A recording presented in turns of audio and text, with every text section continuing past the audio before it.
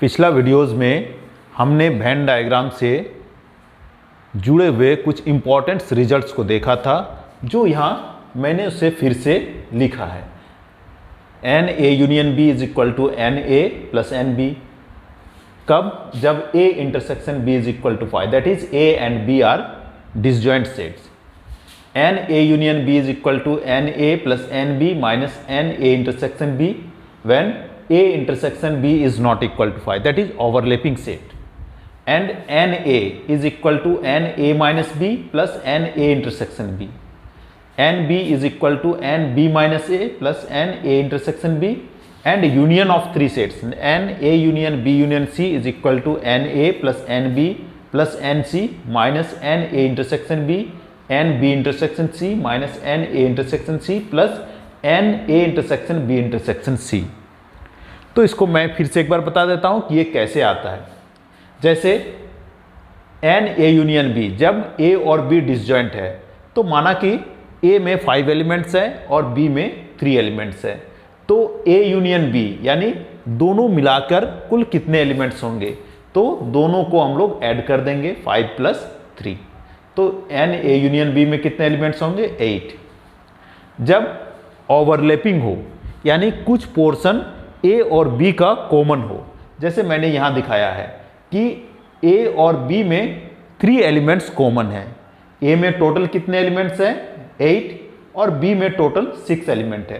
तो जब हम इसमें रखेंगे 8 प्लस 6 माइनस 3 तो कितना आएगा 11। और अगर हम यहां से देखते हैं 5 प्लस 3 8 9 10 11, तो इस दोनों तरह से इसमें 11 एलिमेंट्स आ रहा है। अब है एन ए, तो इस पोर्शन को हम लोग कहते हैं ए माइनस बी, ये पोर्शन हो गया ए इंटरसेक्शन बी और ये पोर्शन हो गया बी माइनस ए। तो ए सेट ए माइनस बी और ए इंटरसेक्शन बी दो डिसजॉइंट सेट से मिलकर सेट ए बन रहा है। तो ए में कितने एलिमेंट्स है, number of element in A minus B plus number of element in A intersection B, जो एन ए बराबर n A minus B plus n A intersection B. अब है एन बी, तो बी में कितने एलिमेंट्स है 3 plus 3, तो ये भी बी सेट भी दो सेट से मिलकर बना है, ए इंटरसेक्शन बी और बी माइनस ए। तो बी में एलिमेंट्स कितना हो गया 3 प्लस 3 6। तो इसको हम लोग ऐसे भी लिख सकते हैं। और जब हम लोग 3 सेट का यूनियन लेंगे तो ए के टोटल एलिमेंट्स प्लस बी के टोटल एलिमेंट्स प्लस सी के टोटल एलिमेंट्स, तो जब हम ये तीनों के एलिमेंट्स को ऐड कर रहे हैं तो ये पोर्शन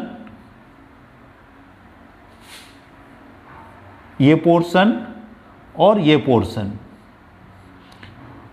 तीनों ऐड हो जा रहा है। इसीलिए हर एक पोर्शंस को हमने एक एक बार माइनस किया, और ये पोर्शन 3 बार माइनस होने से ये पोर्शन वैकेंट हो जाता है, इसीलिए फिर एक बार इस पोर्शन को ऐड कर दिया गया। तो इसीलिए n A union B union C यानी ए बी और सी टोटल मिलाकर कुल कितने एलिमेंट्स हो गए, इस इक्वेशन से हमें वो प्राप्त हो जाएगा। अगर हम लोग इसको अलग पोर्शंस को अलग अलग नाम दे दें, ये ए, ये बी, ये सी, ये डी, ई, एफ एंड जी, तो ये जो ए पोर्शन है, ए किस चीज को रिप्रेजेंट कर रहा है, ओनली ए। इसको हम लोग ओनली ए भी कह सकते हैं, इसको ओनली बी कह सकते हैं, और इस पोर्शन को ओनली सी। तो इस तरह से हमने वेन डायग्राम से जुड़े हुए रिजल्ट्स को देखा। अब हम लोग वेन डायग्राम से जुड़े हुए रिजल्ट पर आधारित कुछ प्रैक्टिकल प्रॉब्लम्स को देखेंगे कि हम लोग अपने डेली लाइफ में कुछ ऐसे प्रॉब्लम्स हैं जिसको हम लोग वेन डायग्राम की मदद से आसानी से सॉल्व कर सकते हैं। तो आइए हम लोग कुछ प्रैक्टिकल प्रॉब्लम्स देखते हैं। जैसे यहाँ प्रश्न है, in a group of 850 persons 600 can speak Hindi and 340 can speak Tamils. तो हमें क्या फाइंड आउट करना है, how many can speak both Hindi and Tamil. And second question, how many can speak Hindi only. And third question, how many can speak Tamil only. तो हमें देखना है कि क्वेश्चन में क्या क्या दिया हुआ है। तो सबसे पहले हम इसको सेट नोटेशन में रिप्रेजेंट करेंगे और तब हम इसको सॉल्व करेंगे। तो let A B the set of persons who can speak Hindi and B be the set of persons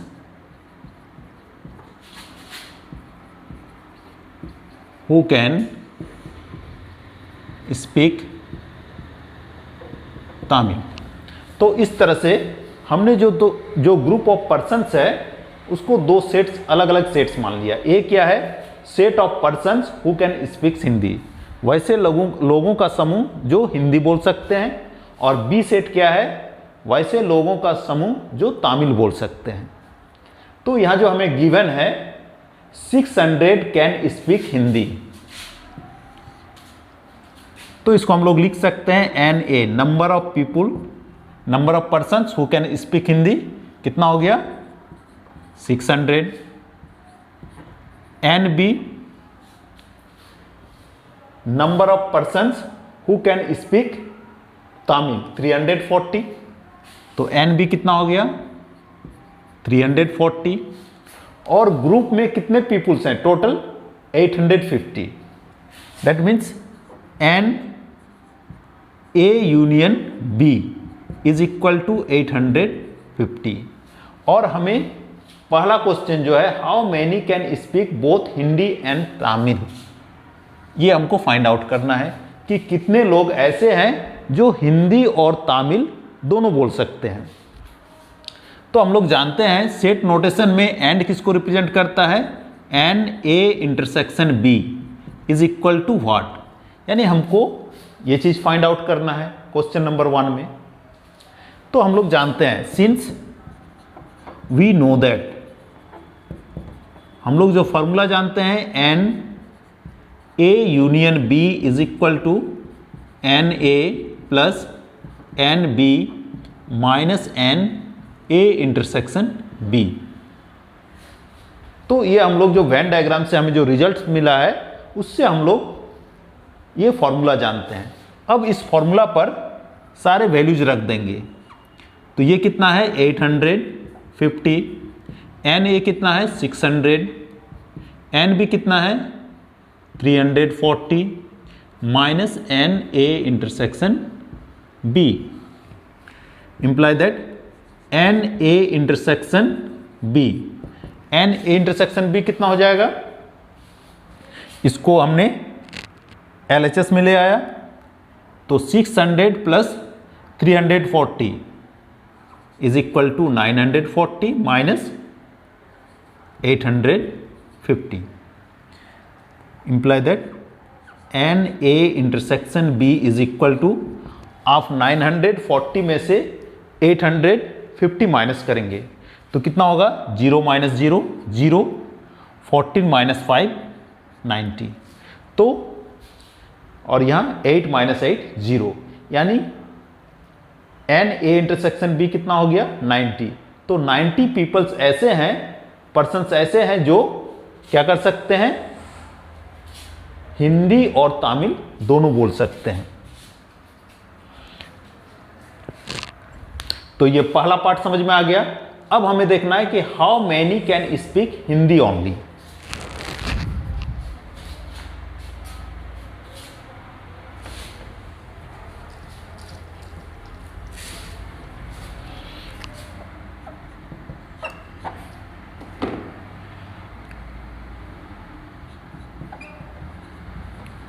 Hindi only, आप इसे अगर वेन डायग्राम पर देखते हैं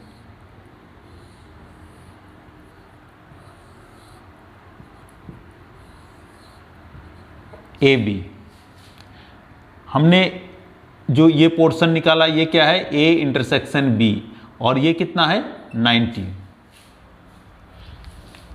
तो हिंदी ओनली, सेट ए को हमने हिंदी माना, तो ये पोर्शन क्या है, हिंदी ओनली।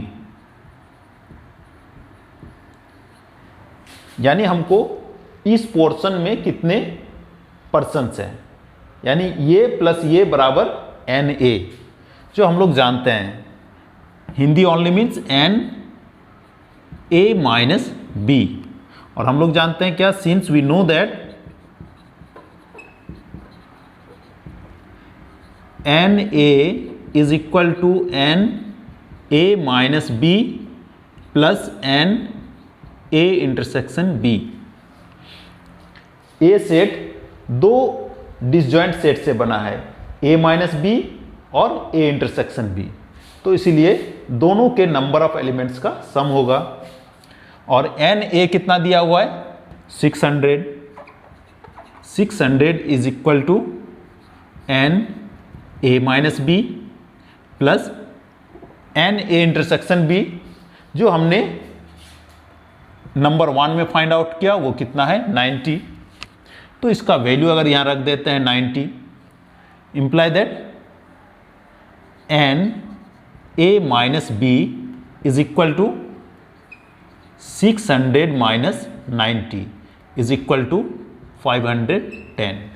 यानी कितने लोग ऐसे हैं जो केवल हिंदी बोलते हैं, 510 persons are there who can speak Hindi only. तो मैंने सेकंड क्वेश्चन का भी वैल्यू निकाल दिया। और जो थर्ड है, how many can speak Tamil only, इसे भी आप लोग आसानी से निकाल सकते हैं। देखिए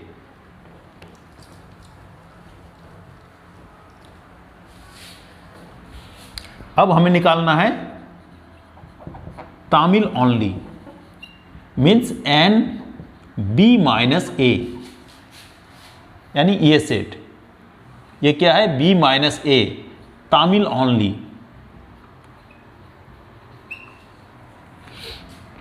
तो हम लोग जो फॉर्मूला जानते हैं, since n B is equal to n B minus A plus n A intersection B, और जो वैल्यूज है एन बी कितना है 340, 340 is equal to n B minus A plus n A intersection B हमने निकाला 90।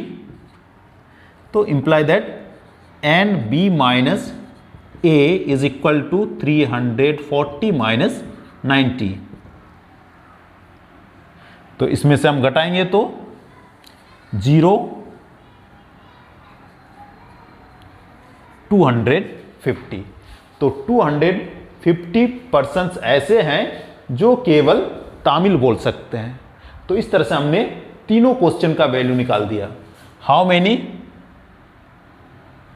Can speak both Hindi and Tamil, ये आ गया 90।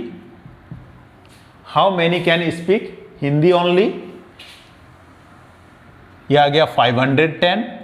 और how many can speak Tamil only, ये आ गया 250।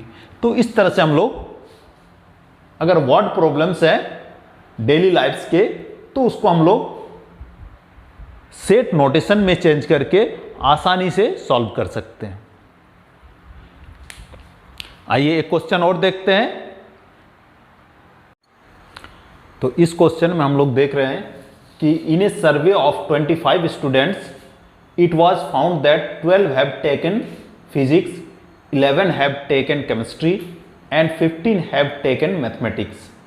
4 have taken physics and chemistry, 9 have taken physics and mathematics, 5 have taken chemistry and mathematics, while 3 have taken all the 3 subjects. जो सर्वे हुआ है उसका आउटपुट यहाँ दिया हुआ है, उसके आधार पर हमें इन प्रश्नों का जवाब खोजना है कि ऐसे कितने स्टूडेंट्स हैं जो केवल फिजिक्स लिए हुए हैं, केमिस्ट्री लिए हुए हैं, मैथमेटिक्स लिए हुए हैं। ये प्रश्नों को हमें हल करना है। तो इसे हल करने से पहले हम लोग इसको एक वेन डायग्राम से रिप्रेजेंट करते हैं।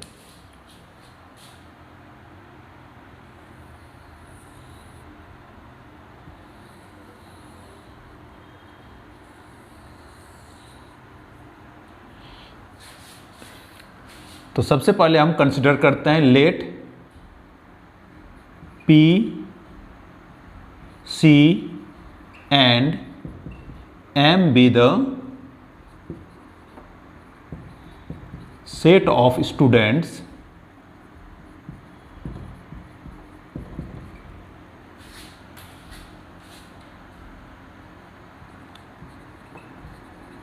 who have taken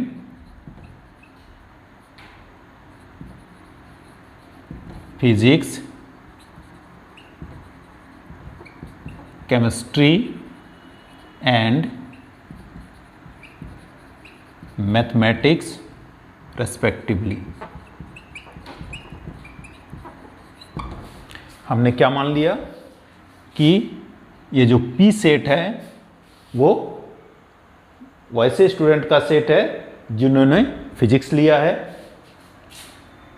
C वैसे स्टूडेंट्स का सेट है जिन्होंने केमिस्ट्री लिया है, और M वैसे स्टूडेंट्स का सेट है जिन्होंने मैथमेटिक्स लिया है। अब इस वेन डायग्राम में बहुत सारा अलग अलग रीजन बना हुआ है। अब हम इन सारे रीजन्स को कंसिडर करते हैं, इसको A, इसको B, C, D, E, F and G। सारे पार्ट्स को हमने अलग अलग नाम दे दिया। अब हमें जो यहाँ दिया हुआ है उससे हमें इक्वेशन फॉर्म करना है। तो पहला क्या है, 12 हैव टेकन फिजिक्स। फिजिक्स कितने दिए हुए हैं, 12, यानी फिजिक्स क्या है, A plus D plus E plus F। Physics में A, E, D और G मिलके फिजिक्स बना है, और ये कितने हैं, 12। सेकंड क्या है, 11 हैव टेकन केमिस्ट्री। केमिस्ट्री कितना है, 11। तो केमिस्ट्री में क्या है, B plus E, B plus E plus F plus G। 11 have taken chemistry and 15 have taken mathematics। Mathematics कितने हैं, 15। और डायग्राम से हमें क्या मिल रहा है, C plus D plus F plus G। C plus D plus F plus G ये mathematics के सर्कल को पूरा कर रहा है। तो यहाँ से हमें 3 इक्वेशन मिला। अगला क्या है, 4 have taken physics and chemistry. 4 have taken physics and chemistry. Physics और केमिस्ट्री ये और ये 2 पोर्शन फिजिक्स और केमिस्ट्री का है, यानी कॉमन पोर्शन है फिजिक्स और केमिस्ट्री का। तो यहां से हमें क्या मिल रहा है, E plus G is equal to 4। अगला क्या है, 9 have taken physics and mathematics. तो फिजिक्स और mathematics D plus G। Physics और मैथमेटिक्स क्या है, D plus G, common portion of physics and mathematics D और G। तो यहां से D plus G is equal to कितना है, 9। और 5 have taken chemistry and mathematics. अब केमिस्ट्री और मैथमेटिक्स का कॉमन पोर्शन क्या है, F और G, ये पोर्शन F प्लस G कितना हो जाएगा, 5। और लास्ट क्या है, while 3 have taken all the 3 subject. तो इसमें तीनों का जो कॉमन पोर्शन क्या है, ये पोर्शन है, और इसको हमने क्या नाम दिया है, G। तो यहां से 3 have taken all the 3 subject. तो यहां से हमें मिल रहा है G इज इक्वल टू 3। तो यहां से हमें एक इक्वेशन का सेट मिल रहा है। अगर हम इन सारे इक्वेशन को सॉल्व करें तो हमें A से लेकर G तक का वैल्यू मिल जाएगा। आइए देखते हैं। यहां से हमें G कितना मिला, 3। अब सारे इक्वेशन को नाम दे देते हैं 1 2 3 4 5 6। तो g इज इक्वल टू 3, तो यहां से g का वैल्यू 3 मिल गया। अब 6 से फ्रॉम 6 में क्या है, f plus G is equal to 5। तो f प्लस जी का वैल्यू कितना है, 3 is equal to 5, imply that f is equal to 2। अब इक्वेशन 5 में फ्रॉम 5 में क्या है, d plus G is equal to 9। तो d प्लस जी का वैल्यू कितना है, 3 इज इक्वल टू 9। ये इंप्लाई कर रहा है d का वैल्यू कितना हो जाएगा, 9 माइनस 3 6। फ्रॉम 4, इक्वेशन 4 में क्या है, e plus G is equal to 4। e plus G का value 3 is equal to 4, imply that e is equal to 4 minus 3 is equal to 1। अब यहां से हमें क्या मिल गया, d, e और f का वैल्यू मिल गया। अब फ्रॉम 3 में d,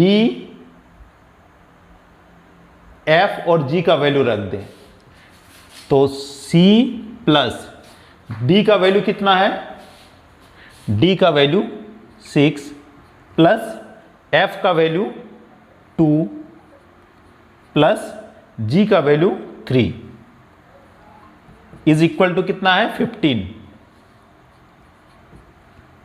imply that c is equal to, इधर हम जोड़ेंगे तो 6 प्लस 2 8 प्लस 3 11, 15 माइनस 11, 15 माइनस 11 कितना हो गया, 4। तो हमें c का वैल्यू मिल गया 4।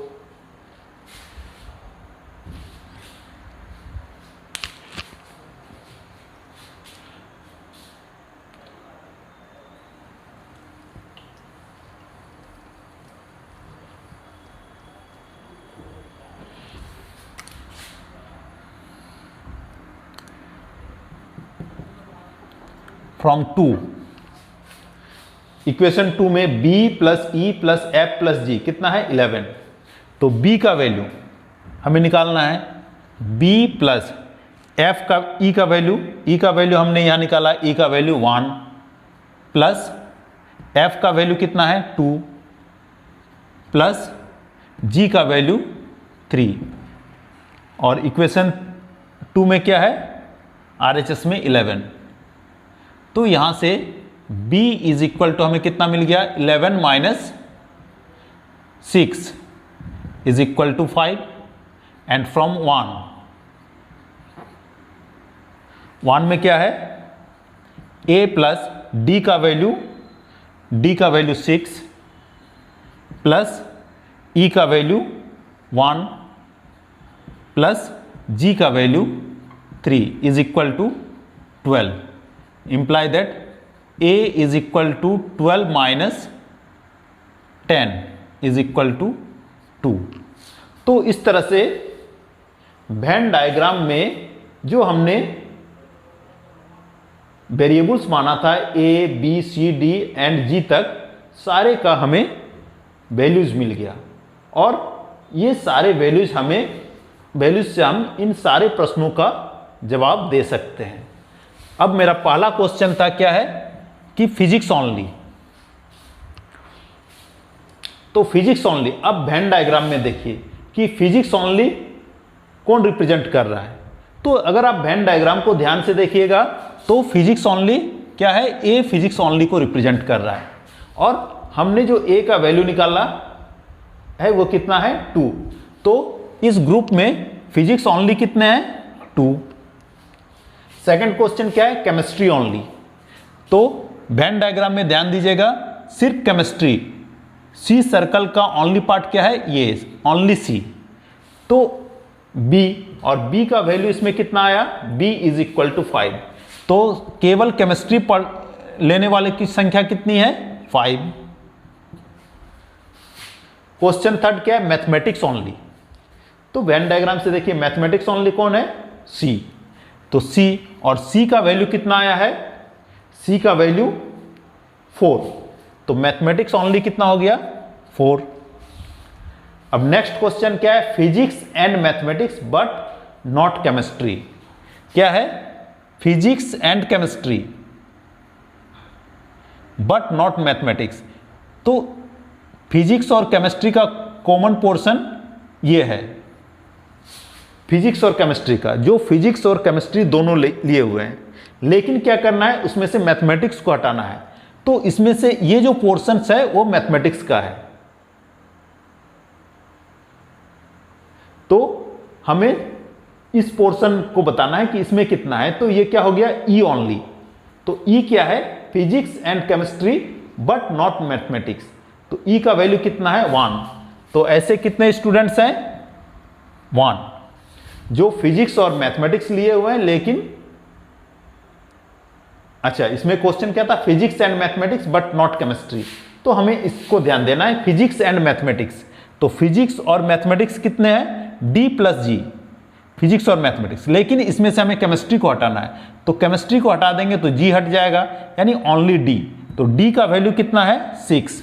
तो ऐसे कितने स्टूडेंट्स हैं जो फिजिक्स और मैथमेटिक्स लिए हुए हैं लेकिन केमिस्ट्री नहीं। ये हो गया डी, और इसका डी का वैल्यू कितना है, 6। अब फिफ्थ क्वेश्चन क्या, only one of the subject, केवल एक सब्जेक्ट जो लिया है। तो एक सब्जेक्ट ए प्लस बी प्लस सी हो जाएगा, क्योंकि ओनली फिजिक्स, ओनली मैथमेटिक्स और ओनली केमिस्ट्री मिलके क्या होगा कि only one of the subject. तो इसका वैल्यू क्या हो जाएगा, ए प्लस बी प्लस सी, और ए का वैल्यू कितना है, 2 प्लस 5 प्लस सी का वैल्यू 4। अगर हम तीनों को जोड़ दे, 5 प्लस 4 9 एंड 2 11। तो ऐसे 11 स्टूडेंट्स हैं जो केवल एक सब्जेक्ट लिए हुए हैं। एंड लास्ट क्वेश्चन क्या है, नॉन ऑफ द 3 सब्जेक्ट। अब हमें देखना है कि जो एक भी सब्जेक्ट नहीं लिया है, कितने स्टूडेंट पर सर्वे हुआ है, 25 स्टूडेंट पर। और अगर हम सारे का रिजल्ट जोड़ें, 25 minus A plus B plus C plus D plus E plus F plus G, A से लेकर जी तक वो कुछ ना कुछ सब्जेक्ट लिए हुए हैं, और टोटल सर्वे हुआ है 25 पर। तो अगर हम सारे जोड़ते हैं, 25 माइनस सारे का वैल्यू रख देते हैं, ए का वैल्यू 2 प्लस बी का वैल्यू 5, सी का वैल्यू 4, डी का वैल्यू 6, ई का वैल्यू 1, एफ का वैल्यू 2 और जी का वैल्यू 3। 25 माइनस, अब इसको अगर जोड़ते हैं, 5 प्लस 2 7, 7 प्लस 4 11 प्लस 6 17, 18 19 20 23। तो इसको जोड़ने से हमें 23 मिलता है, यानी 25 माइनस 23 2।